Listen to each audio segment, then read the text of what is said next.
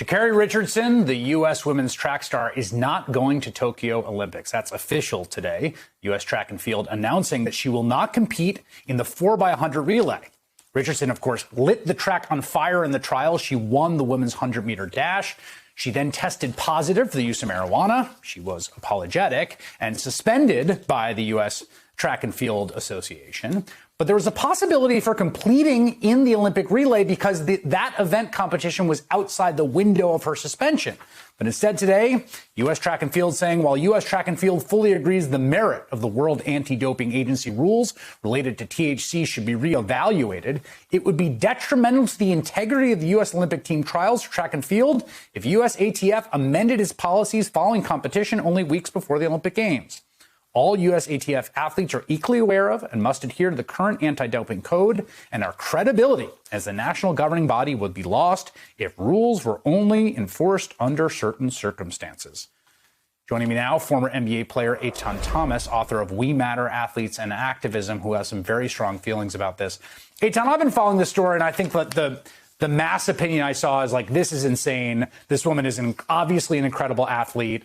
Marijuana is either legalized or decriminalized in tons of states. You can use it recreationally. These laws are outdated.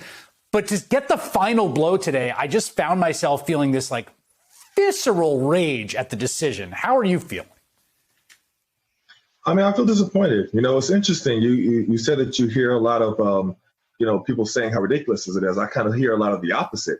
I hear a lot of people saying, the rules are the rules. She broke the rules. Never mind what happened to her personally. The rules are the rules. And it's interesting because a lot of those same people who are the rules crowd are the same people who had so much trouble following the health guidelines during a national pandemic to be able to just wear a mask. It's really interesting that happens. But, there's a lack of compassion that is happening right now.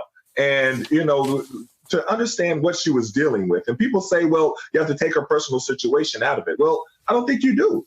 She just lost her mother. I mean, you can tell even during the race, she ran up to the crowd and fell into her grandmother's arms. I mean, this type of situation should make you reevaluate if this rule should even be a rule in the first place. And what she did, before her trials, before her race, didn't in no way, shape, or fashion help her win, run the 10.6, time that she ran.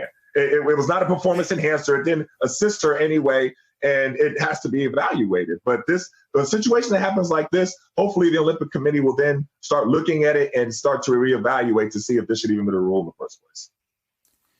Yeah, it's a good point. I mean, this line stuck out to me in the track and field statement today was when they called it the current anti-doping code, and it's like, okay, right. Invoking that term, and I understand that there's more banned substances than just substances that are performance enhancing, but when you use that term, it's like she wasn't cheating; she was using a recreational drug that's no more dangerous on the whole than alcohol, probably less dangerous, honestly, to she says, cope with the awful, grief of her mother's loss, like just in a completely different category. It just rubbed me the wrong way to read that word in that context. Oh, definitely. I mean, it doesn't apply to this situation. And when you're looking at the different things that she could have done in this situation, and it really speaks to a bigger topic of being able to view athletes as humans. And the fact is, a lot of times, nobody cares. Nobody cares what you're going through. Nobody cares what you're dealing with. If you're Naomi Osaka and you're having all this depression and anxiety, nobody cares. You're just supposed to talk to the media. That's your job, and that's what you have to do. And that's the part where hopefully this is another situation where people can see that athletes are human. Athletes deal with tragedy and still have to perform at an optimal level.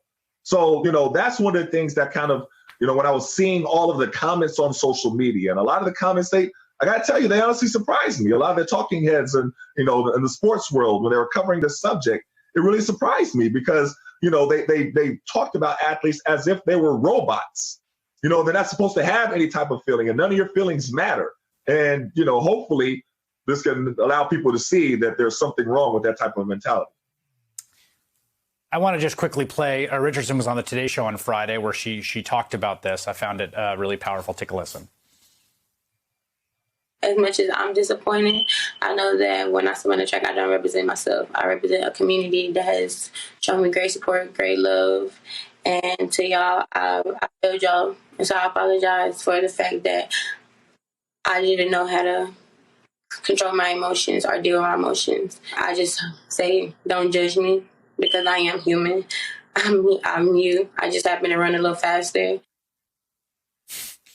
I like that line, I am human. It also strikes me here that more broadly, whether it's U.S. track and field or the IOC or whoever, like, as the status of marijuana changes in both a social and legal sense, all these leagues and all of these athletic bodies are going to have to update the rules.